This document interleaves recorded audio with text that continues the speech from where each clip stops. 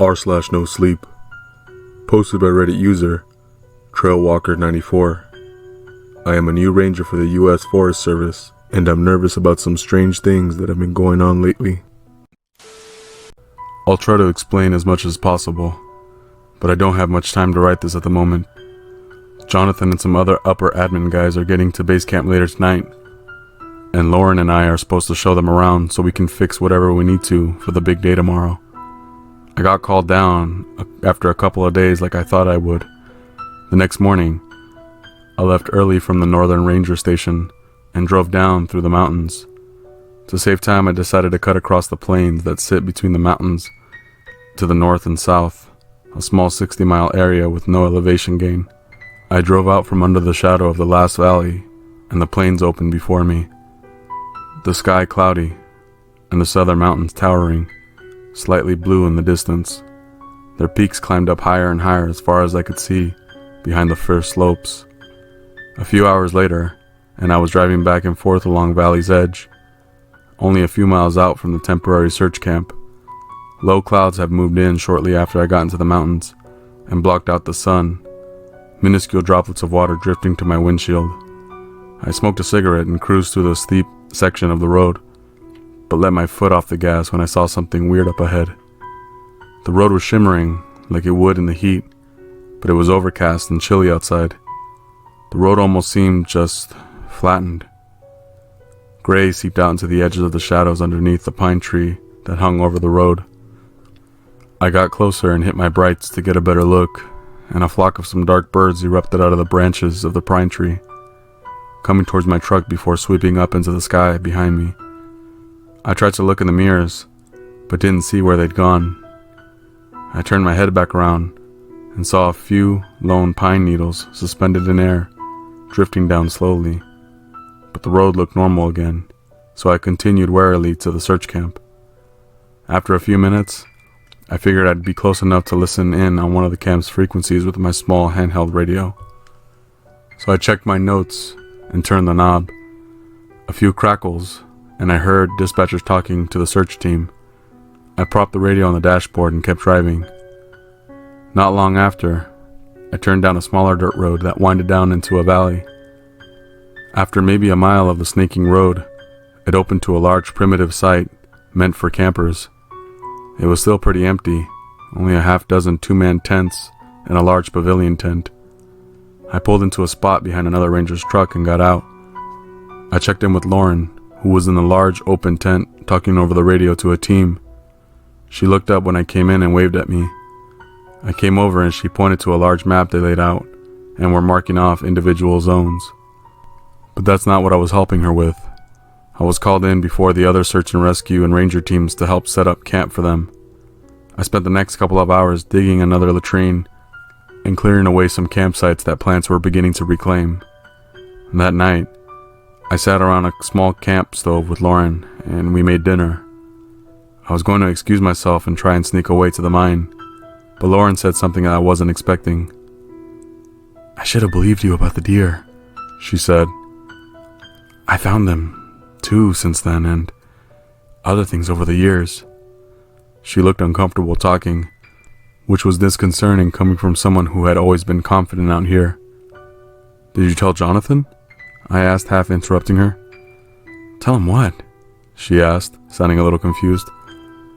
"About the deer. He mentioned something to me about it that day, but he promoted me before the fire." "I didn't tell him anything about that," she said. I didn't say anything. I just sat there on my heels staring past her, thinking. How had he known? It was impossible. There was no one else out there but Lauren and me. This wasn't right. Something had gotten the deer too. There was an unaccounted party. "What have you seen?" I asked after a while. Now she looked away, and then over her shoulder. There was no one else in the camp except for me and her, but she stayed crouched next to the camp stove. "Well, I've been working here 11 years now. There's a lot that happens here, and they don't tell anyone," she said in a low voice. "Who's they?" I asked. She just looked at me for a moment before continuing slowly. I didn't notice anything out of the ordinary. It was my first few years, but after a while I started to notice things. She brushed her dark hair behind her ear. I grew up in the Smoky Mountains, and I thought I knew how the birds behave in places like this.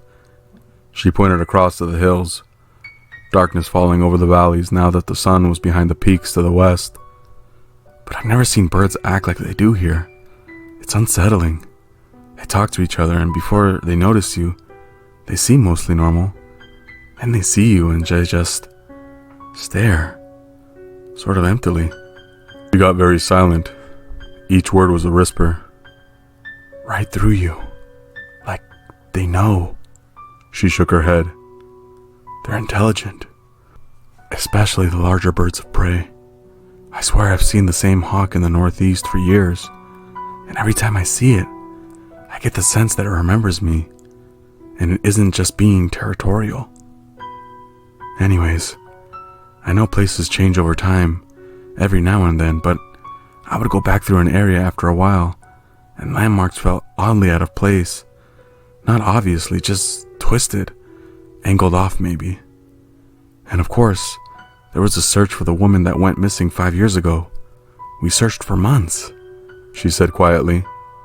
There was no way she got where we found her by herself. No fucking way. I get the weirdest feeling around that there's something out here. She started breaking down the camp stove. I worked on that trail for 4 more days after you left.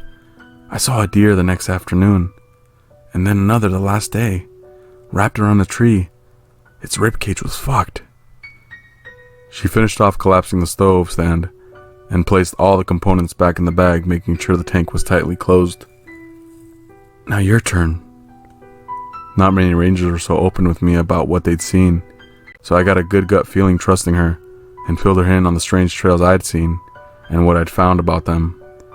I even told her about the weird deer creature that chased me through the woods before the fire, though I made sure to mention I couldn't be sure what I'd seen. You looked like you'd seen a ghost. Maybe you did, she muttered, then shrugged. I don't know what to make of all this. We aren't the only ones who see this shit, but no one talks about it. Last year, some guy made some big deal about an incident between him and another ranger, and he said some weird shit to me. He was reassigned a couple of weeks later, but I heard he was seeing another ranger, who I know hasn't heard from him since. Just be careful, she said. I bit my cheek and debated whether to fully trust her or not.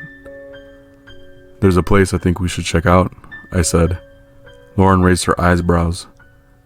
It's an old mine, but I noticed it's not included in the search maps for some reason. It's only a few miles from the trail she went missing on. A few miles down a steep valley into the gorge, she said.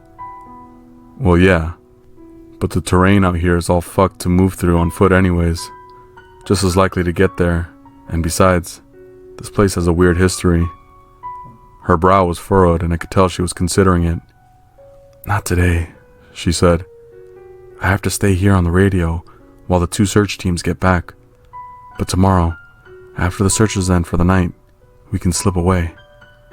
I nodded my head, and Lauren patted my shoulder before standing and walking back under the large tent and checking in with the search teams over the radio.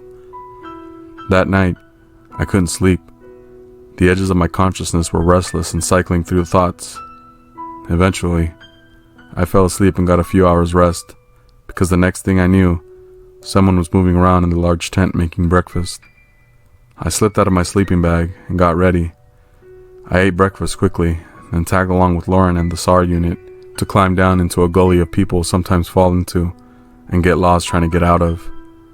On the hike to the gully, the SAR guys told us things fall in all the time, and it's a 60-foot drop for several miles, so not much comes out. We walked another mile through the pine trees before they started to peter out, and suddenly, we were above the ridgeline, looking over the forest and down a long line of peaks to the northwest. We walked a bit further and broke off the trail once we'd reached a marker that a searcher placed earlier, down a steep rocky hill about 50 yards, and then the gully opened up before us, a 60-foot deep and 100-yard wide chasm carved down the mountain. While one of the SAR guys started setting up a rope for us to rappel down, I climbed up a hill onto a small outcrop to overlook the gully better. It was huge, with a dry stream at the bottom. The SAR team mentioned it runs intermittently through the spring. I watched for another few minutes, eating a granola bar, not really expecting to see anything, and I didn't for as long as I sat there, until the SAR guys started rappelling down one by one. Lauren made me go down first, and once they gave me the all clear below, I backed off the ledge and down the vertical rock face. We don't rappel down that often, but I've done it enough to feel comfortable going down, so I made it quickly and got off the rope while Lauren came down. She bounced down smoothly, and we took off the harnesses and began hiking down the gully. The searchers decided to go up the gully, where it stayed closer to the trail, so Lauren and I walked to the southeast in the opposite direction. We found lots of old bones here and there, but nothing that looked like an animal you'd expect to find, until I found what I swore was the lower portion of a human jaw. I only noticed it because I almost stepped on it. It was faded and smooth. It had been down here a long time. I looked closer and called Lauren over. We both weren't 100% certain, so we radioed SAR. They hiked down to us and agreed that it was a human jaw, but that it was far too old to be who we were looking for. We canvassed the entire surrounding area with SAR for another hour, but still couldn't find any part of skeletons. The rest of the afternoon, Lauren and I followed the gully until it opened up into a valley. We found no sign of the girl or anything else of interest besides the jaw. When we returned to camp hiking around the long way, they had already bagged it up and sent it off to DNA testing, so hopefully we'll find out who it belonged to and maybe close a case out here. There were almost 20 of us out looking that day, with more supposedly coming. After dinner, I met up with Lauren, and we told the other guys we were going on a major supply run for a few extra things, which gave us a little over 4 hours to burn before anything seemed suspicious. Lauren got into her gray pickup, and we headed back out towards the main road. When we made it, we took a right turn deeper into the mountain instead of back up towards the nearest town. The mine was much higher up, about a half hour through the steep roads. 45 minutes later, we were stopped on a ridge looking over the peaks. I had the hasty map I drew out earlier on my knees trying to figure out if we'd missed a turnoff. Nah, fuck it, I said. Keep going. I think it's up ahead down the next valley. Lauren pulled forward and we kept going for another half mile, away from the ridge lines and into another series of steep surrounding pine slopes. Are you sure the road wasn't that spot I slowed down and asked you, is this a spot, earlier? I looked like it led over the top of the slope and into the right. She stopped at the side of a rustling metal gate standing amongst the tall grass that were covering the road. Lauren pulled over and we got out to inspect the gate. We couldn't get it to budge. Not that it would have mattered. The road was impassable at this point. I checked the map again. It's not too far. Not even a mile, I said, and we still have a few hours. All right, let's check it out, Lauren said. The sun had sat behind the peaks long ago, and now a fog was curling out, so we could see down the valley. We swung on our day packs, and after walking a short way, found a rocky path that led straight back to the cliff face. There I saw the opening of the mine, with twisted, rusted machinery laying around the ground, surrounding the entrance. It looked like when the place had shut down, everyone dropped their things and left. No one had been back since. We walked over the entrance and peered in. A danger keep out sign had been chained to the metal door framed over the entrance, but now it dangled uselessly off its hinges against the left wall. We pulled out our headlamps and put them on.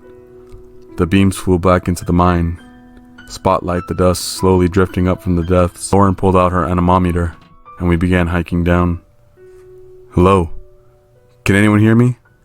I called out. My voice echoed emptily down the tunnels. This was a huge mine with several deep shafts, easily hundreds of feet deep. I couldn't find a recent map besides the one that was created in the early days. So after the first few floors, I wasn't sure what to expect. We had no idea what condition this place would be in. We crept through the collapsed beams and timber misplaced on rock floor here and there, and eventually found a way down to the next floor. It was a metal staircase, spanning a chasm drilled into the rock both sides, and supported by some timber below. I picked up the largest rock I could find and tossed it, and the stairs didn't budge. So I crept down carefully over the chasm the stairs spaced. This lair had a cool draft, so Lauren and I followed it till the slope led slowly uphill. It was getting kind of sketchy, with beams sagging around the indiscernible rock, but then it opened up into a wider room with another shaft running down through the center. Peering in, I couldn't tell how deep it was. This place had gotten deep over the years. None of this was on the map. But then a muffled noise echoed up the tunnel directly ahead, and Lauren and I immediately tracked the direction ahead. This room was some sort of hub. The vertical shaft was filled with ropes and crates, intersected by beams in different rooms for several floors above. I could faintly see moonlight casting etchings of gray lines in the top floor. How long had we been down here? We edged closer and stopped when we heard the noise again. This time, we pushed forward, and around the corner, cables wrapped tightly around the rocky wall, and found a girl bound and laying on the ground. I could smell blood. She didn't even seem to be conscious. It sounded like she was having trouble breathing. I knelt to check on her pulse, and the noise sounded again. I looked back at Lauren, startled. It wasn't her. It sounded again, and this time closer, and in enough detail for me to notice why it was so strange. Our headlamps are pretty bright, but after 50 feet, they start to dim considerably, and we just see shapes, and farther than that faint, darker tones, and then nothing. Something was ambling through the darker tones of the shaft away from us. It reminded me of the guttural sound someone breathing in deeply after coming back to consciousness, but kind of warped in a weird shaped pitch that made it sound like whimpering. I looked back down. This was the girl. She wasn't that big, so I picked her up and put her over my shoulder. Lauren was still staring down the tunnel, horrified. The tones were sharpening into sickening shape that was moving closer. "Lauren, come on," I said, jerking my head towards the way we came. She looked back at me and twisted her backpack around and pulled out a gun. "Jesus," I said, "what the fuck are you gonna do with that?" She just stared at me, and we started the way back we came, carrying the girl. Lauren walked backwards, carefully over the rocks and timber, never taking her eyes off the darkness behind us. The sound faded away, and eventually, we came to the stairs over the chasm. The stairs were narrow, maybe 1.5 feet, just enough for one person at a time, and the lack of railing made me hesitant to carry her across like I was. I set her down and gestured to Lauren to grab her feet. I grabbed under her arms and began walking back up the stairs. I finally stepped back and felt the rock under my foot, and took another step as the stairs groaned. The rock beneath me suddenly cracked, and dust rose into the air as it plummeted down. I leaned back, still holding onto the girl, and rolled into the tunnel behind me. The striking of metal plummeting down the stone chasm was deafening, and it went on forever, reverberating around me. I slowly managed to sit up and crawled over the edge. The dust in the air drifted away lazily, and I saw Lauren laying in the tunnel below me now. She made it back somehow. The metal staircase was just a faint ringing now, but another strange high pitch was ringing from the tunnel behind Lauren. She looked down, horrified, her headlamp swinging around wildly from my perspective. Her light spun forward towards me, and we lit each other up. "I'll find another way around," she said solemnly, and then she walked back into the dark, towards the sound and what was coming. Silence enveloped around me, so thick it made me uncomfortable to breathe. I called out to Lauren in a hushed whisper, but heard nothing. I couldn't wait any longer. I shouldered the girl again and jogged heavily up the tunnel. I could see moonlight ahead, but then I heard a noise warping around ahead of me, blocking the way out. My heart sank. I turned around, and the next thing I can remember, Lauren and I both woke up in her truck outside the road next to the mine. There's no sign of the girl. We looked like shit and slowly realized where we were. Like waking up from a dream, but it must have happened. That's all I have time for. Just know we both survived and are okay for now. but things are moving in directions I didn't expect, and I may not get many more chances to write. I can't say why exactly for my own safety, but just stay away from old places in the woods. Places that are forgotten.